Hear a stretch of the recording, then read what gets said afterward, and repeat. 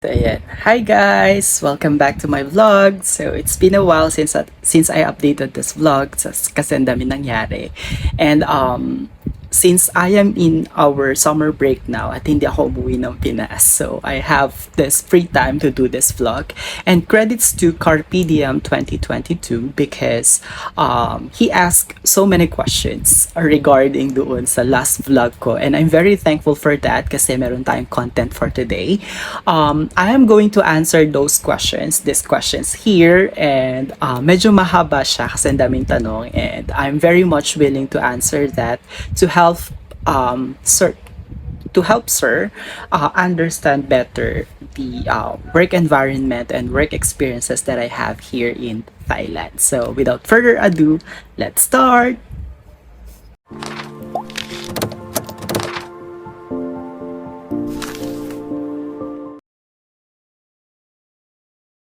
For the first question, so the name of my school is Benjamin Ratchutit School, which is located in Posadet, Nakhon Si Thammarat. That is in the south of Thailand, and I am working under the Upper English program, which is equivalent to the senior high school in the Philippines. But the only difference is the senior high school here starts from grade 10, which we call Mateum 4, until grade 12, which is what we called Matheum 6. So I am handling Matheum 4 until Matheum 6 mathematics, the core mathematics subject.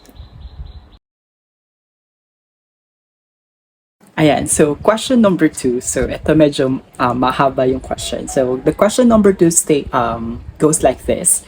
So since nag-walk-in applicant po kayo dyan as tourist, di po ba kayo nahirapan sa paghahanap ng job? May rejections po ba kayo na na-experience? So sa question na nahirapan ba ako sa paghahanap ng job? Well, the simple answer is yes. Medyo nahirapan ako. Pero I arrived here October 10, 28. That's 2019. Yes, so October 10, 2019. And then, 2018. So, October 10, 2018. And then, nakahanap ako or na-hire ako ng October 29. So, 19 days din ako naghanap. So, paano ba ako naghanap? Naghanap ako ng job or nag-send ako ng application letters sa mga job posts online. So, may mga tumawag. So, actually, there are two. So, tatlo. So, ang nangyari doon, sa una, agency siya. So, tinawagan nila ako while we are traveling in the taxi with my friend. So, tinawagan nila ako for an interview. And, nung una hindi ko alam na agency siya. Pero, ayun. So, nagpunta kami, hinanap namin siya. So, nakailang bus din kami ng kaibigan ko papunta doon. Kasi sinamahan niya ako, si Teacher Eli. Shoutout sa'yo. And then, ayun, so pagdating namin doon, in-interview kami, in-interview ako. Pero yung kanyang the secretary on that agency ay Pilipina. So, siya yung kumuha ng records ko, ng resume ko. In-input niya doon yung information ko and so on. And then, dumating yung kanyang boss, yung boss niya ang nag-interview sa akin. So, umakyat kami sa taas, sa second floor. Doon ako in-interview and then at the same time, pinag-demo niya ako. So, ang prospect na hahawakan ko dapat ay Mateum 1, M1, which is grade 7 sa Pinas. And then, since sa Pinas, ang grade 7, ang first topic ng grade 7 sa Pinas ay set theory. So, yun yung aking dinemo. So, without knowing na hindi pala yun yung pang M4. So, ang sabi niya sa akin, masyadong mahirap yung topic para sa kanila. Which is, I think, basic lang siya sa Pinas. So, kaya hindi ako nakuha sa job. So, that's my first rejection. The second rejection is the same. ganun din ang nangyari. Pinuntahan namin siya, ang layo, tapos ganun din.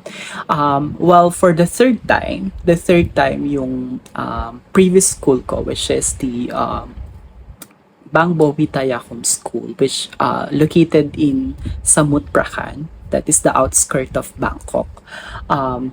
So ayun, ang nangyari doon, pumunta ako doon. So I think 27 yon. Yeah, so October 27. So nagpunta ako doon for a face-to-face interview.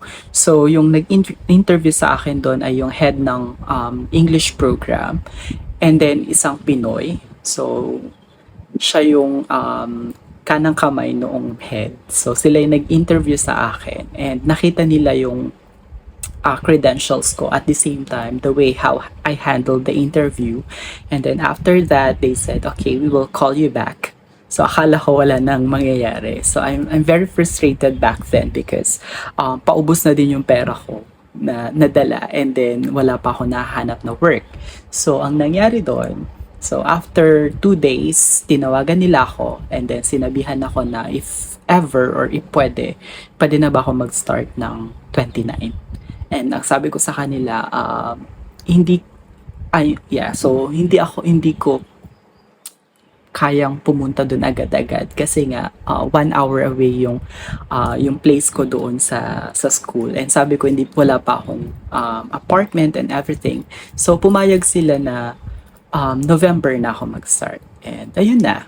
So with the question, nahirapan ba ako? Yes. Naka-experience ba ako ng rejection? Yes. So that is part of the job hunting here in Thailand kasi kahit na bragging aside, kahit na I graduated with honors in the Philippines, it doesn't matter to them. What matters to them is how you deliver the lesson and how you communicate with them in terms of the English language. So kailangan nating mag-practice on how we deliver ourselves in the interview or kung paano natin ibebenta ang sarili natin sa interview. At the same time, be prepared with the surprise demonstration teaching and be sure na aakma doon sa grade level na ibibigay nila sa'yo yung demonstration teaching mo para sure na makuha ka sa front. Okay? Ayan, so let's proceed to question number 3. This one is very interesting. For number 3, the question is, how is the student's behavior po? And follow-up question, wala po bang pasaway na mga bata like bullying their classmates or sumasagot sa teacher? Then how about the students using their phones in class po? So very interesting na mga tanong ni sir. For number 3, when it comes to the students' behavior, I can say that generally the students here are more respectful to their teachers than the students in the Philippines. So, paano ko nasabi yun? Kasi dito, ang mga bata, takot sila sa teachers nila. So, even if may mga reklamo sila sa teachers nila behind their back, hindi sila yung mga bata na ipapakita nila yung disrespect sa teacher nila. Kasi nga, the teacher has the academic freedom to fail them based on that behavior. So they need to be proper at all time, especially kapag kaharap nila ang teacher nila. So when it comes to their behavior inside the classroom, I think depende din yan sa teacher on how the teacher handles the class. So nakadepende talaga yan sa paano ka as a teacher inside the classroom. Kaya be sure to not to not too strict with them kasi nga kapag strict ka masyado sa klase mo, ang gagawin lang nila, papasok lang sila sa klase mo na hindi sila masaya. So pero wag ka rin na masyadong mabait kasi nga aabusuhin ka din talaga nila. For the follow-up question, wala po bang pasaway na bata like bullying their classmates or sumasagot sa teacher? So in terms of bullying, I think hindi naman siya totally bullying na yung like yung sinasaktan nila yung classmate nila, yung napapanood natin sa Korean drama or even sa mga Thai series minsan may mga ganong instances. Pero as far as I experience it, wala pa namang ganoon doon sa aming school, sa mga school sa napasukan ko. So, hindi ko rin naman sure if merong nangyayaring bullying outside the school, pero when it comes to the inside the school, bullying is not rampant or it's not evident kasi nga bawat sulok ng school meron kaming CCTV even inside the classroom, kaya kapag merong mga bata na nambubuli or nambubugbog na mga bata for instance, makikita sila and marireport sila sa guidance office, at the same time tatawagin ng parents nila. So pero siguro meron lang yung mga brawl fights like mga hindi pagkakaintindihan ng mga bata, so nag-aaway talaga sila. So may mga instances na gano'n nangyari. And then sumasagot nga ba ang mga bata sa teacher? Siguro ang point ni sir dito yung pabalagbag na sagot. Based on my experience, there are some students na sumasagot pero hindi nila directly nasasabihin sa'yo. Like for example, in my case, I'm a foreign teacher, so akala nila hindi ko naintindihan minsan yung Thai, which is naintindihan ko naman siya. So may mga instances na sasagutin ka talaga ng mga bata in terms of Thai. Pero hindi siya yung parang sa Pinas na tatarayan ka talaga. So, sasabihin nila yun sa Thai, not to hurt your feelings, but to express themselves na medyo disappointed sila. So, I think yun yung best way to put it, na hindi sila sumasagot dahil sa ayaw kanila, sumasagot sila dahil frustrated sila. Maybe because hindi nila naiintindihan, or maybe because there is something missing doon sa or there is something wrong doon sa nagagawa natin inside the classroom. So, very much particular. Pero, aside from that, yung like, babastusin ka talaga in front of their classmates, no. Ayaw nila ng ganon. Ayaw nila ma-put into spotlight. Kaya, as much as possible, if you're planning to teach here in Thailand, wag ka magpapahiya ng bata sa harapan ng mga classmates nila. So, if ever there are miscommunications or problems between you and your students, you can talk to them outside. So, yun lang naman. So, based on my experience, behavior-wise, the students here are far better and far disciplined than the students in the Philippines. And kung sumasagot ba sila, well, minsan, pero hindi yung sagot na pabalagbag. And bullying is not really rampant here because of our the existence of the CCTV and other school personnels going in and out, going to the places where like the bathroom or playgrounds na nababantayan yung mga bata. So, ayun lang. Okay, so question number 4. So, ito naman medyo exciting to. Question number 4, how about yung cost of living po? Magkano po ang monthly expenses? Sorry, sana mapansin nyo itong okay. So, how much yung monthly expenses? So, to answer this question, I will answer it in a way na na-experience ko. So, sa Samut Prakan kasi, doon sa previous school ko, ang aking apartment, so that is a 1-bedroom apartment with CR or bathroom, and then meron siyang maliit na veranda sa likod, and then meron siyang provided ang bed, and that's it. It's an empty apartment. 2,500 ang monthly ko doon. And then for the water bill, 100 baht. And then for electricity, nakadepende siya. May meter kami. So, minsan ang binabayaran ko sa electricity ay kapag hindi ako gumagamit ng aircon, ano lang siya, ang binabayaran ko lang ay 300, gano'n.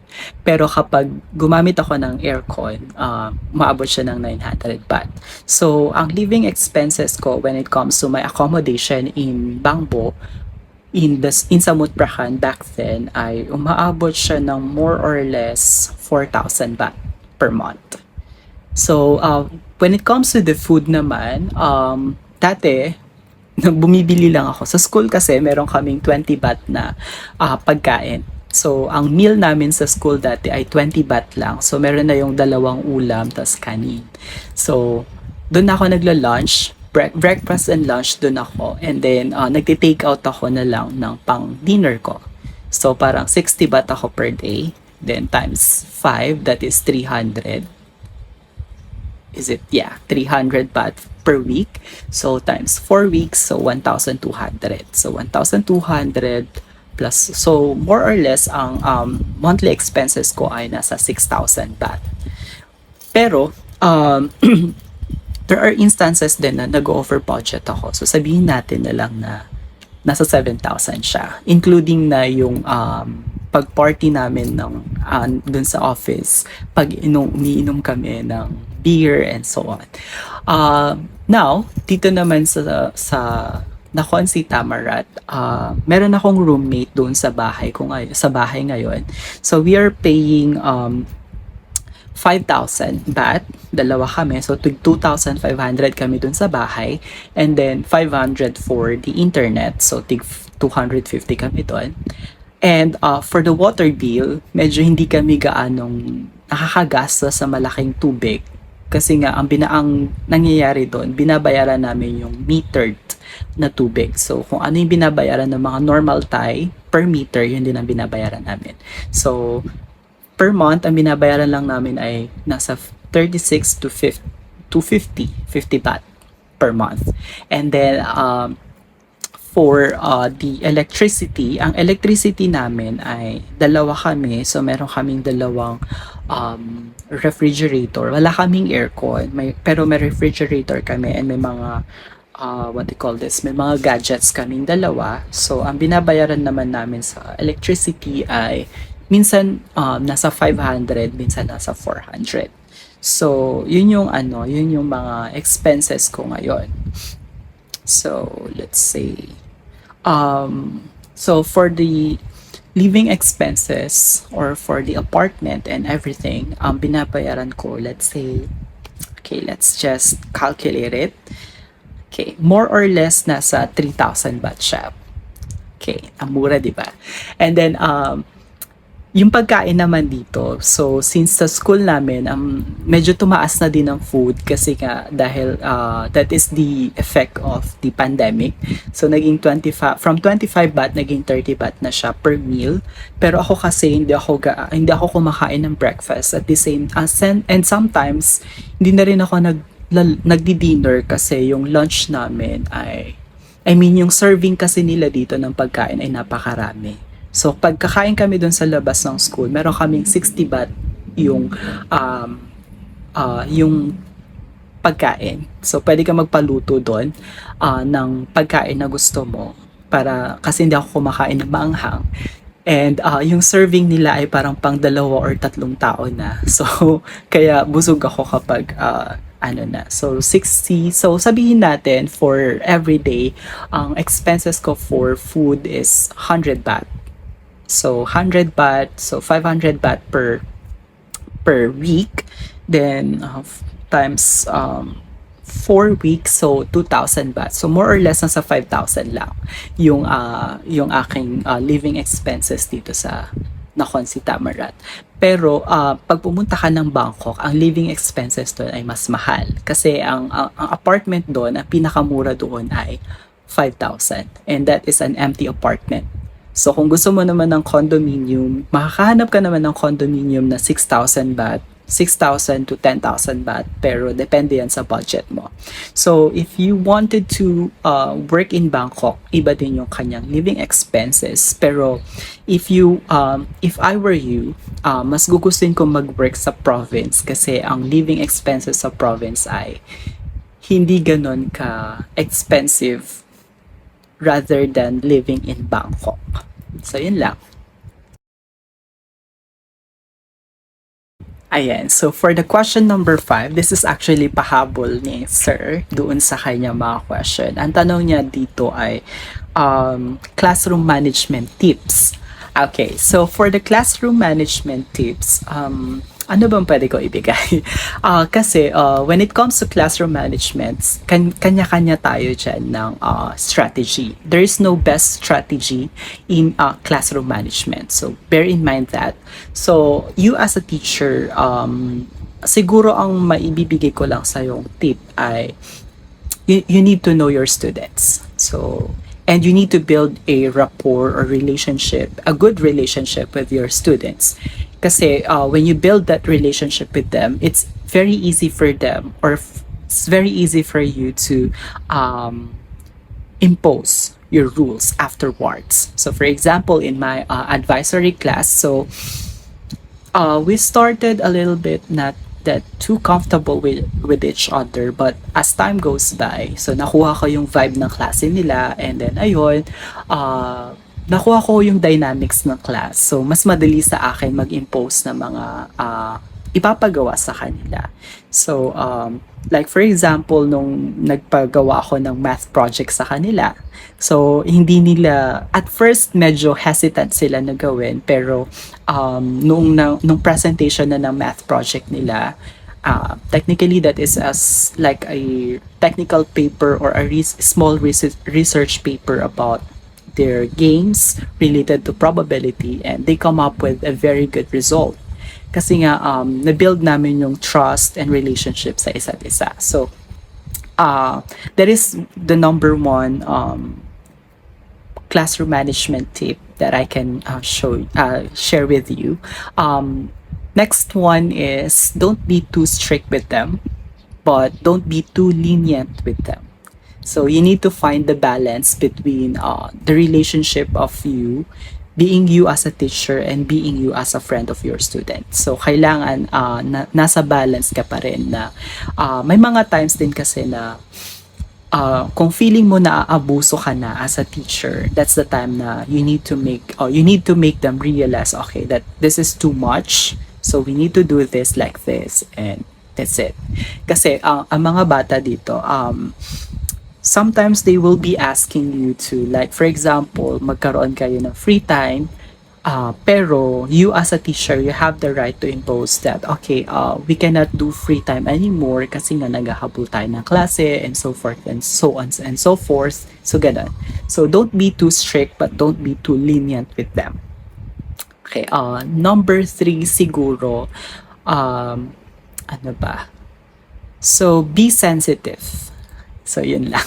So for number 3, I think you need to be sensitive kasi nga, especially kapag ang hawak mo ay senior high school. So we know that they are undergoing the puberty and adolescent puberty stage. So sometimes sensitive, or most of the time sensitive ang mga bata. Even sa mga junior high school, medyo sensitive din ang mga bata doon. So you need to you need to really know your students, kung paano sila, kung medyo sensitive ba sila. So be careful with that. Kung sensitive sila, kung medyo off sila sa topic na to, don't include that in the discussion. So be sensitive. Tingnan mo yung nangyayari sa kanila. So there are times na grumpy sila, there are times na medyo sleepy sila or inaantok sila, there are times na napaka-hyper nila. So it's a matter of balancing everything. So kailangan be sensitive lang din sa mga examples na ibibigay mo doon sa class discussion nyo, kasi may mga like sa akin kasi meron silang iba't ibang religion. So meron sa kanilang most of them are Buddhist, meron din sa kanilang Christian, meron din sila kanilang Muslim. So we need to be very careful doon sa mga examples na ibibigay natin. Kailangan hindi tayo, it's not disrespecting to their religion. At the same time, it's not disrespecting to their culture. So, yun. And number 4, be patient. Yun. So, kasi ang mga bata dito, unlike sa Pilipinas na ang mga bata nakakaintindi ng English, even if sometimes hindi sila gaanong well-versed in communication, pero naiintindihan ka nila. Dito kasi, most of the time, yung mga bata, hindi nila naiintindihan yung mga, especially kapag gumagamit ka ng malalim na words. So, hindi nila maintindihan yung instruction na ibibigay mo. And most of the time, kailangan mong ulitin yung instructions. And kapag magbibigay tayo ng instruction, we need to make sure na simplified yung instruction at the same time klaro doon sa mga non-native speakers. Kaya, ayun, so be very careful with that. Be patient when you are teaching them. Remember that the goal here, why they hired foreign teachers to teach here in Thailand, is for the students to practice their English speaking skills. So, kahit na ang tinuturo ko ay mathematics, it doesn't necessarily mean na tinitrain ko sila in terms of mathematics alone. But I am training them to be familiarized with mathematics concept in terms of the English language. Kasi nga, meron silang mathematics din in terms of the Thai language. So, there should be a balance on that. So, yeah, be patient. What else? Number 5. I think this is the number 5 now. So, for number 5, ano pa ba? Yan. So, for number 5, don't give them too much work to do. Yan. So, though there are some schools na ipupush ka talaga nilang magbigay ng worksheets, magbigay ng assignments and everything. Pero you need to balance out the quantity and the quality of the worksheets na ibibigay mo. So, pwede ka lang namang magbigay ng isa or dalawang worksheets, then quizzes, then other forms of assessments. It's up to you as a teacher. As long as yung worksheet mo or yung assessment mo should cater the objectives of your lesson. So, for the mathematics subject, we need to make sure na yung lesson natin ay naka-align sa basic education curriculum ng Thailand. So, andun yung mga learning standards, just like sa K-12 curriculum ng Pinas. So, kailangan nating hanapin doon. So, ayan. So, kailangan nating ayun. So, yun lang. Huwag tayo magbigay masyado ng work kasi ang dami nilang ginagawa. So, ngayon, ang mga bata, ang pinakamababa ata na subject loads ng mga bata dito, number of subject loads nila ay 17. So, 17 subjects yon per semester. So, gaano karami yon, di ba? So, ang dami-dami nilang gagawin. And then, magbibigay ka pa na maraming gagawin din. So, ang mangyayari doon, magkakaroon ng negative connotation. I mean, yung negative, how to say this? Parang papasok na lang yung mga bata sa'yo. I mean, pumapasok na lang sa'yo without enjoying your class. So, we need to balance it out para naman ma-enjoy ng mga bata yung pagkatuto nila sa'yo. So, yun lang. Ayan. So, hopefully, nasagot natin yung mga tanong ni Sir. And if you have any further questions, feel free to comment it in the comment sections below. And don't forget to like, comment, and share para naman ma-inform din natin yung mga gusto ding mag-work dito sa Thailand as a teacher. So, ayan. So, thank you so much for watching the video. So, medyo mahaba siya. So, hopefully, you've learned a lot from this video. And see you soon in our next vlog. Bye-bye!